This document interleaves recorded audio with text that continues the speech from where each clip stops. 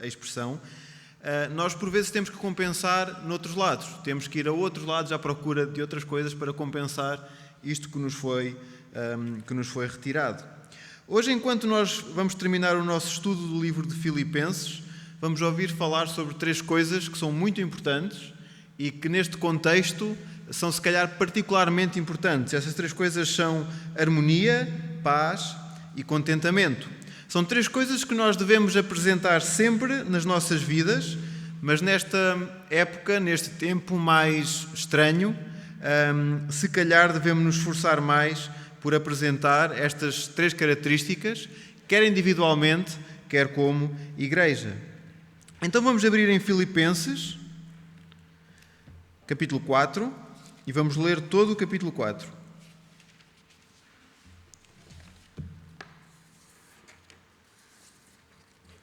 Filipenses, capítulo 4. E diz assim: Portanto, meus amados e muito saudosos irmãos, minha alegria e coroa, estai assim firmes no Senhor, amados. Rogo a Evódia e a Síntique que sintam o mesmo no Senhor. E peço-te também a ti, meu leal companheiro de jugo, que ajudes essas mulheres que trabalharam comigo no Evangelho e com Clemente e com os outros cooperadores cujos nomes estão no livro da vida. Regozijai-vos sempre no Senhor. Outra vez digo, regozijai-vos. Seja a vossa amabilidade conhecida de todos os homens. Perto está o Senhor. Não andeis ansiosos por coisa alguma, mas em tudo, pela oração e pela súplica, com ações de graças, sejam as vossas petições conhecidas diante de Deus. E a paz de Deus, que excede todo o entendimento, guardará o vosso coração e a vossa mente em Cristo Jesus. Quanto ao mais, irmãos, tudo o que é verdadeiro, tudo o que é honesto, tudo o que é justo, tudo o que é puro, tudo o que é amável, tudo o que é de boa fama, se há alguma virtude e se há algum louvor, nisso pensai. O que aprendestes e recebestes e ouvistes de mim e em mim vistes, isso fazei, e o Deus de paz será convosco. Muito me regozijo no Senhor, pois finalmente renovastes o vosso cuidado a meu favor. Já tinhais cuidado antes, mas vos faltava oportunidade para mostrá-lo. Não digo isso por causa de necessidade, pois já aprendi a contentar-me em toda e qualquer situação. Sei passar necessidade e também ter abundância. Em toda a maneira e em todas as coisas aprendi tanto a ter fartura como a ter fome, tanto a ter abundância como a padecer necessidade. Posso todas as coisas naquele que me fortalece. Todavia, fizestes bem em tomar parte na minha aflição. E bem sabeis, ó Filipenses, que no princípio do Evangelho, quando parti da Macedónia, nenhuma igreja partilhou comigo no sentido de dar e de receber, senão vós somente. Porque até para Tessalónica mandastes não apenas uma vez, mas 2, o necessário para as minhas necessidades. Não que eu procure as ofertas, mas procuro o fruto que aumente o vosso critério. Bastante tenho recebido e tenho abundância. Estou bem suprido, depois que recebi de Epafrodito o que da vossa parte me foi enviado, como cheiro suave, como sacrifício agradável e aceitável a Deus. E o meu Deus suprirá todas as vossas necessidades, segundo a sua gloriosa riqueza em Cristo Jesus. A nosso Deus e Pai seja dada glória para todo o sempre. Amém. Saudai a todos os santos em Cristo Jesus, os irmãos que estão comigo vos saúdam. Todos os santos vos saúdam, especialmente os da casa de César. A graça de nosso Senhor Jesus Cristo seja com o vosso espírito. Então nós podemos dividir este capítulo em 4 partes. A primeira parte fala-nos sobre harmonia, que são os primeiros 5 versículos. A segunda fala-nos sobre paz, que é os versículos 6 até 9. A terceira fala-nos sobre contentamento, que é dos versículos 10 até 20. E, finalmente, Paulo termina, dos versículos 21 a 23, a sua despedida desta carta aos Filipenses. E nós vamos ver cada uma destas partes individualmente e com algum detalhe. O versículo 1, portanto, capítulo 4, versículo 1, vem muito no seguimento dos últimos 2 versículos do capítulo 3. Nós, em 4.1, vemos, portanto, meus amados e muito saudosos irmãos, estai assim firmes no Senhor. Algumas outras traduções referem permaneçam firmes no Senhor. Dá aquela ideia de perseverança, de continuar, de ir andando, mas estando firmes no Senhor. Para relembrar, 3:21 e 22 diz: mas a nossa cidade está nos céus, de onde também esperamos o Salvador, o Senhor Jesus Cristo, que transformará o nosso corpo abatido para ser conforme o seu corpo glorioso, segundo o seu eficaz poder de sujeitar também a si todas as coisas. Então, em cima dos 2 últimos versículos do capítulo 3, Paulo continua esta ideia de perseverança, esta exortação a perseverar no Senhor, a continuar firmes no Senhor. Paulo refere-se também aos filipenses com muito carinho. Ele usa a expressão meus amados e muito saudosos, minha alegria e coroa. Em particular, a palavra original usada para coroa é no sentido de galardão. Coroa, antigamente, era aquilo que era dado aos atletas olímpicos. Eles recebiam uma coroa, hoje é uma medalha, ou várias medalhas, ouro, prata e bronze. Mas acho que recebem também uma coroa, não tenho a certeza. Este ano não houve Jogos Olímpicos, portanto não me pude relembrar. Mas eles, naquele tempo, recebiam uma coroa, a coroa de glória. E era esta coroa que Paulo se estava a referir. Os filipenses eram para ele esta coroa de glória. Então, Paulo é claro ao afirmar a estima que ele tinha pelos filipenses. Ele pode querer de alguma forma repreender ou exortar, mas ele quer também, em primeiro lugar, dizer que para ele, eles são muito queridos, eles são muito importantes. O que quer que seja que ele venha a escrever depois, seja contra ou a favor daquilo que eles fizeram, ele quer integrá-los, ele quer que eles percebam que o que quer que seja que ele vai dizer é porque ele os tem em grande estima. No versículo 2 nós lemos: rogo a Evódia e a Síntique que sintam o mesmo no Senhor.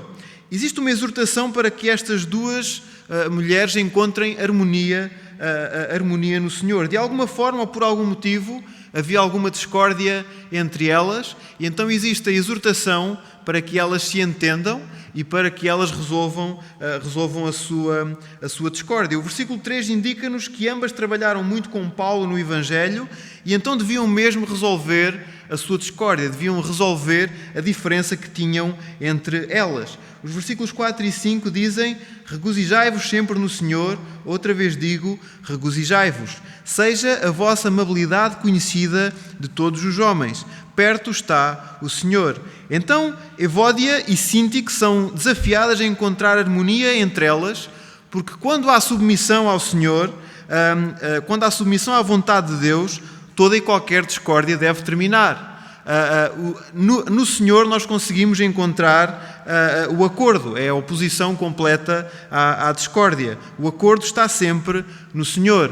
Aqui há uns tempos atrás eu vi uma entrevista de um jogador de futebol, e então eu já não me recordo de que nacionalidade é que ele era e de que clube é que ele era, mas ele teve uma desavença durante um jogo com um jogador que era da mesma nacionalidade que ele, mas de um outro clube.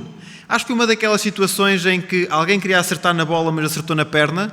Não sei se já vos aconteceu, provavelmente sim, mas foi uma dessas situações. E gerou-se ali uma chatice, gerou-se ali uma discórdia.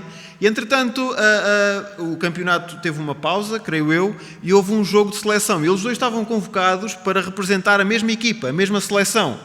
E entrevistaram um deles e perguntaram-lhe o que é que ia ser daquele desacordo que eles tinham entre eles, o que é que iria acontecer. Então, eles tinham tido aquela confusão da outra vez, o que é que iria acontecer agora? E ele só disse assim: o que aconteceu já não é importante, nós estamos aqui para representar a nossa seleção, é uma equipa que é muito maior e é algo que é muito mais importante, muito mais relevante do que qualquer discórdia que nós pudéssemos ter num jogo lá atrás no nosso clube. Então ele disse claramente que eles tinham que ultrapassar as diferenças que tinham tido naquele outro jogo, porque vinha aí um jogo muito mais importante, muito mais relevante. Eu não sei não sei como é que eles resolveram as diferenças deles. Às vezes nunca ninguém sabe muito bem o que é que acontece dentro de um balneário, não é? Mas a mensagem que passou para fora foi de que o jogo pela seleção do país deles era mais importante do que aquela pequena discórdia que eles pudessem ter tido lá atrás. E este é o segredo da harmonia: ultrapassar as diferenças em busca de algo maior, ou por causa de algo maior. Evódia e Síntique foram desafiadas a fazê-lo em submissão ao Senhor.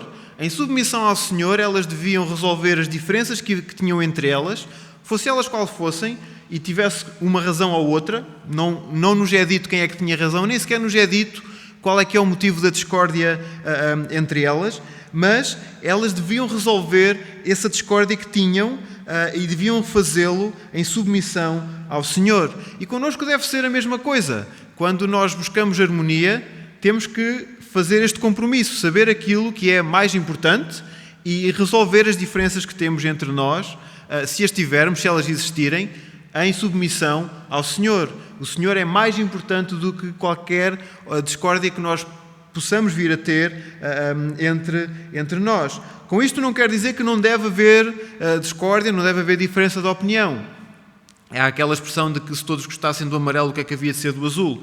E de facto, pessoas diferentes olham para a mesma situação de formas diferentes, isto é tudo inteiramente normal. Mas as discórdias que possam haver, as diferenças de opinião que possam haver, devem ser resolvidas em submissão ao Senhor, porque o Senhor é mais importante do que qualquer diferença de opinião, de qualquer discórdia que possa haver.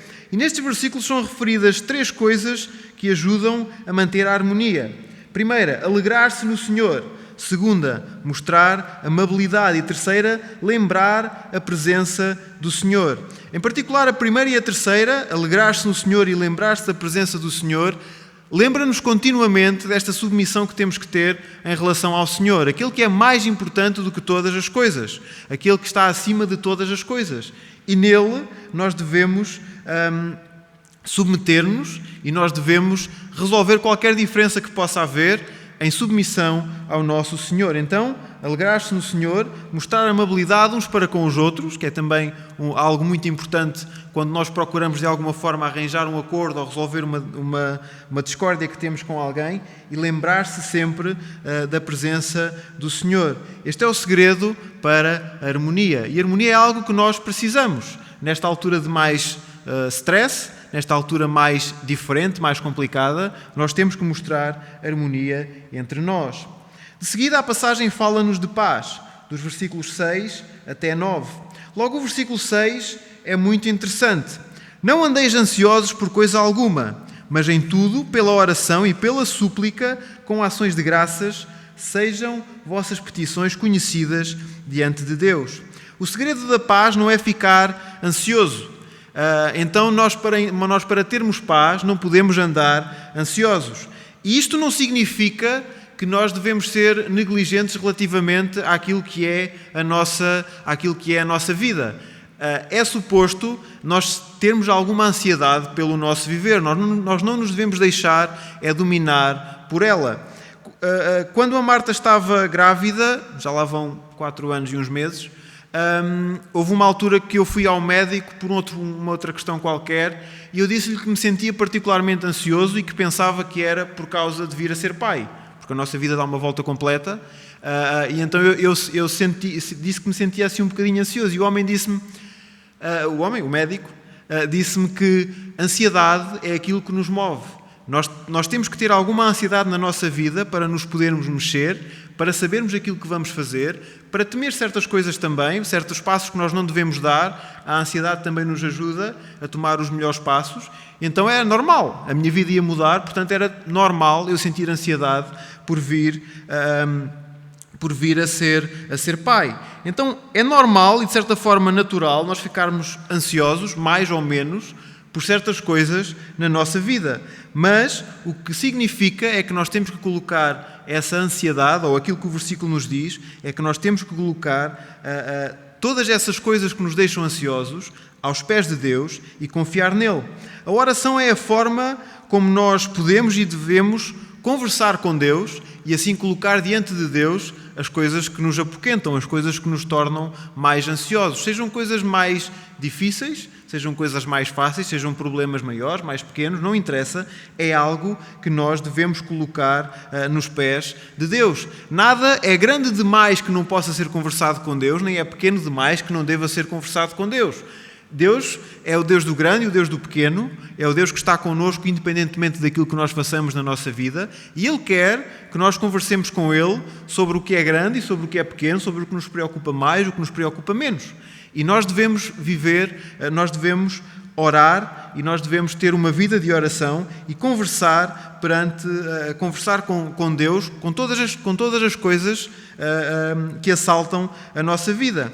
Ainda o versículo parece indicar que a oração não é só uma ação, não é só aquela ação de conversar com Deus. É também um modo de vida. Nós devemos viver em constante oração a Deus, orar por tudo e agradecer a Deus por tudo também. E o resultado desta forma de viver está no versículo 7.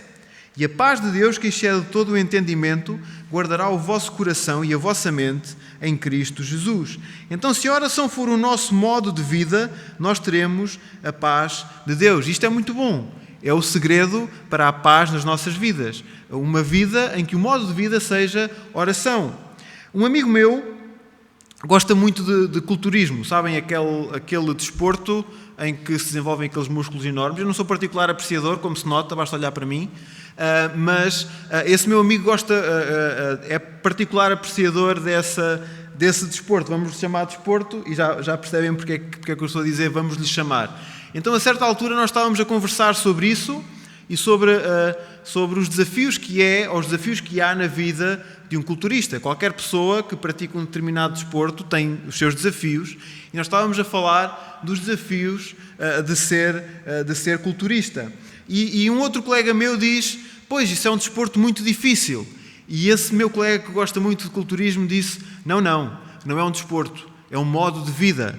Culturismo é um modo de vida, porque eles têm que ajustar o que comem, o que descansam, o que dormem, etc. Têm que ajustar tudo para conseguir ter aquele físico que eles procuram, aquele corpo todo cheio de músculos. Nós podemos dizer se gostamos ou não, eu particularmente não sou apreciador, mas aquelas pessoas têm que alterar tudo na sua vida em virtude dessa atividade que têm. Connosco é a mesma coisa, que nós possamos ser culturistas em termos de oração, que a oração possa ser o nosso modo de vida, que adotemos a oração como modo de vida para termos paz com Deus em nossas vidas. Lembremos-nos que para Deus não há nada demasiado grande, nem nada demasiado pequeno que nós possamos falar com Deus. Então que possamos levar a oração como um modo de vida. Nos versículos 8 e 9 nós lemos: quanto ao mais, irmãos, tudo o que é verdadeiro, tudo o que é honesto, tudo o que é justo, tudo o que é puro, tudo o que é amável, tudo o que é de boa fama, se há alguma virtude e se há algum louvor, nisso pensai. O que aprendestes e recebestes e ouvistes de mim e de mim vistes, isso fazei, e o Deus de paz será convosco. Então, além do desafio que nós temos de viver em oração, de ter um estilo de vida de oração, existe também o desafio a que nós saibamos controlar a nossa mente, no sentido de nós nos auto-obrigarmos a pensar naquilo que é bom, naquilo que é puro, naquilo que é justo. Não é possível na nossa mente nós termos maus pensamentos e ao mesmo tempo termos os pensamentos das coisas de Deus. Não há lugar para duas coisas tão opostas na nossa mente exatamente ao mesmo tempo. Então que nós saibamos descartar os maus pensamentos e focarmos-nos naquilo que é bom, focarmos-nos naquilo que são as coisas de Deus e que essas coisas ocupem verdadeiramente a nossa mente e que também façam parte do nosso viver de oração, da nossa vida de oração a Deus. E isto é algo que nós podemos treinar, que nós podemos praticar. É muito fácil virem maus pensamentos à nossa mente e nós temos que nos treinar a descartá-los, nós temos que nos treinar a mandá-los fora, a pensar naquilo que é bom, naquilo que é puro. E no versículo 9, Paulo apresenta-nos, ou apresenta-se a ele próprio, como um padrão, alguém que viveu como um padrão que possa ser seguido pelos santos. E é muito relevante isto aparecer aqui, porque fala depois daquilo que nós vemos no versículo 8. Portanto, no versículo 8 existe esta exortação a dominar a mente, e no versículo 9 Paulo apresenta-se como que se fosse um padrão. Portanto, indica de certa forma que ele também pensou assim. Indica de certa forma que ele também teve que treinar, teve que exercitar a sua mente para descartar aquilo que não era bom, em busca de uma mente pura. Se o pensar de alguém é puro, a sua vida será pura. Se o pensar de alguém é puro, as palavras que saem da sua boca serão palavras puras, não serão palavras torpes, não serão coisas erradas. Quanto mais nós pensamos no erro, mais depressa nós iremos cair no mesmo erro, ou no erro em que nós pensamos. Nós então devemos dominar a nossa mente, procurar educar a nossa mente, treinar a nossa mente para pensar naquilo que é bom, naquilo que é puro, naquilo que é correto, naquilo que é reto. Então que nós possamos ter um modo de vida de oração e que saibamos dominar a nossa mente. É o segredo para nós termos uma vida de paz com Deus, ou para termos a paz de Deus nas nossas vidas. Então já vimos acerca da harmonia e já vimos acerca de paz. A seguir o apóstolo fala-nos acerca de contentamento. E para nos falar acerca de contentamento, ele fala-nos de um tema muito complicado. Ele fala acerca de finanças. Finanças é um tema muito complicado, um tema muito delicado. E Paulo se regozija porque, uma vez mais, os filipenses ajudaram-no enviando ajuda financeira, ajudaram-no enviando ajuda, peço desculpa a redundância, mas os filipenses ajudaram-no enviando uma oferta para a obra do Senhor.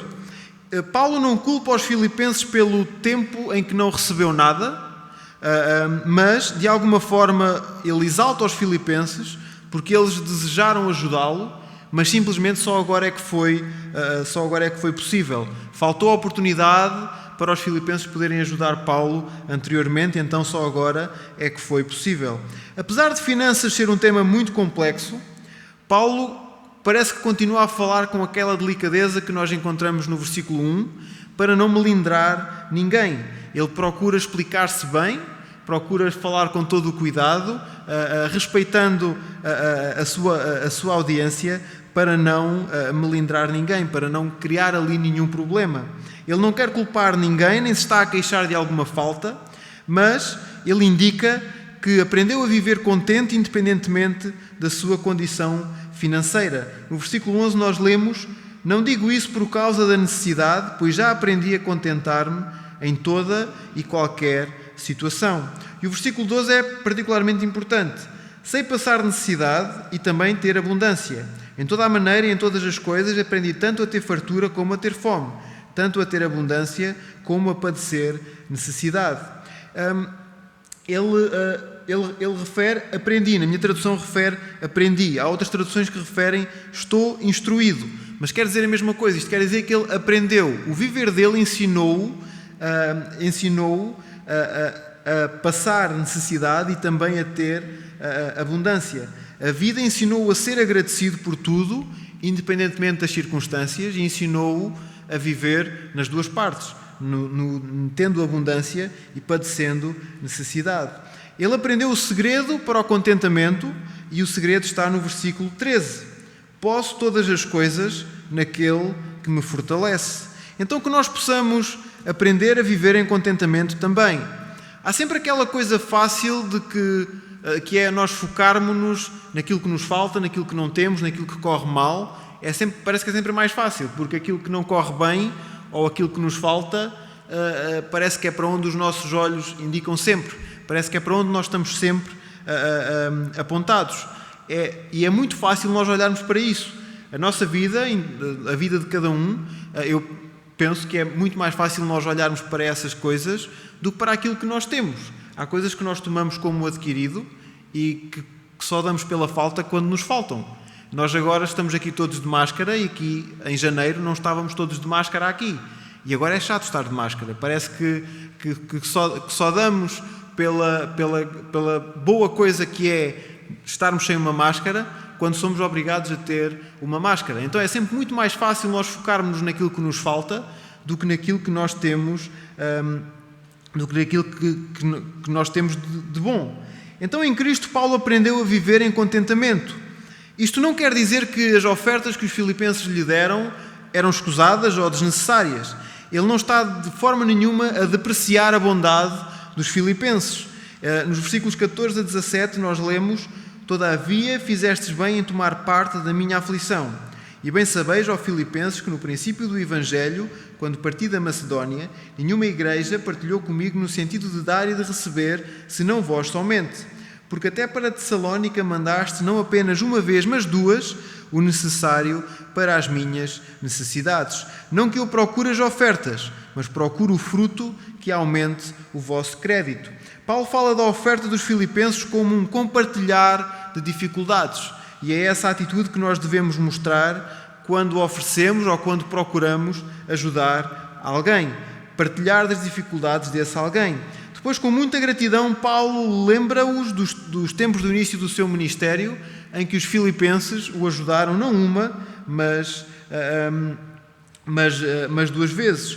E em tudo isto, Paulo vê mais do que a ajuda dos filipenses como algo que o beneficiou só a ele. Ele vê atitudes e ações que devem ser creditadas aos filipenses. É como se fosse um crédito que eles têm direito junto de Deus.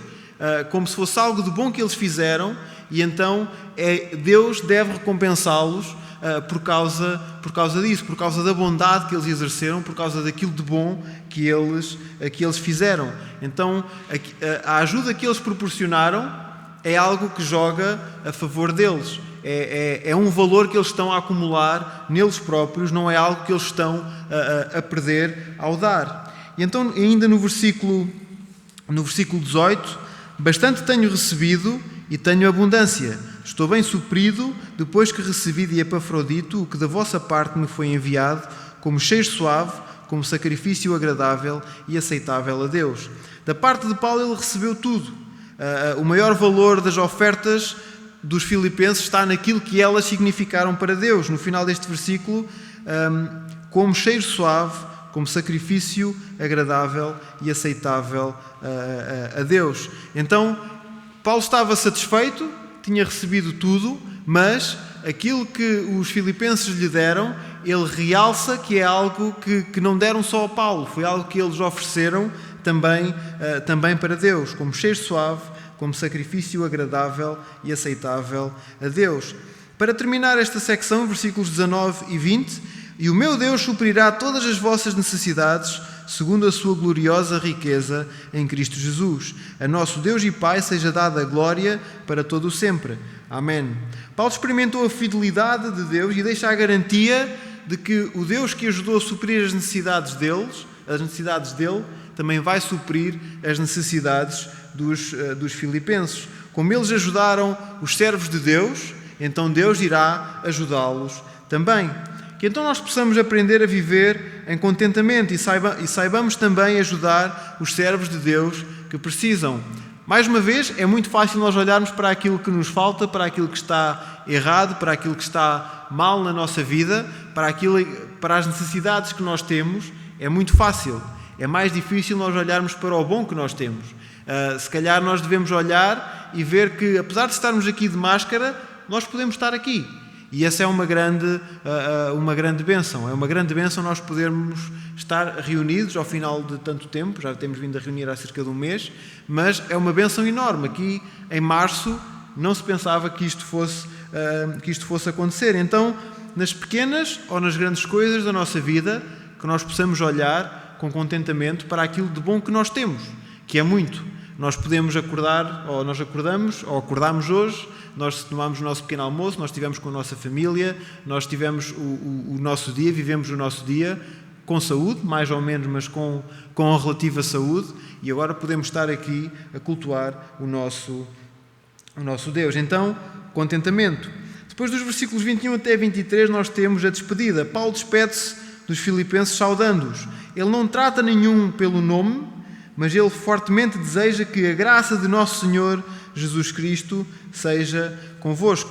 Portanto, ele não está a dizer detalhadamente todas as pessoas a quem deve agradecer, a quem dos filipenses em particular ele deve agradecer, mas aos filipenses todos ele agradece e diz: a graça de nosso Senhor Jesus Cristo seja convosco. Na minha tradução diz: a graça de nosso Senhor Jesus Cristo seja com o vosso espírito.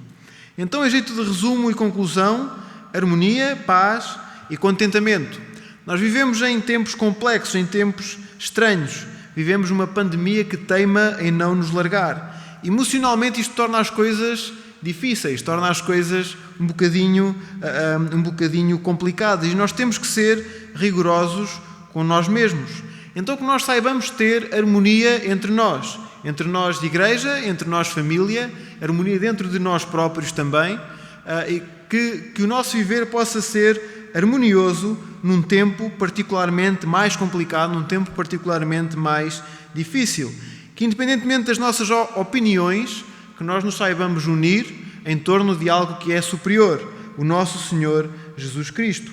Ainda que busquemos a Deus para termos verdadeira paz, no meio de tanta incerteza, de não sabermos se vai haver vacina, se não vai, não sabemos se vai haver uma segunda vaga, se não vai, não sabemos se vai ser mais fácil ou mais difícil quando as aulas recomeçarem agora em setembro.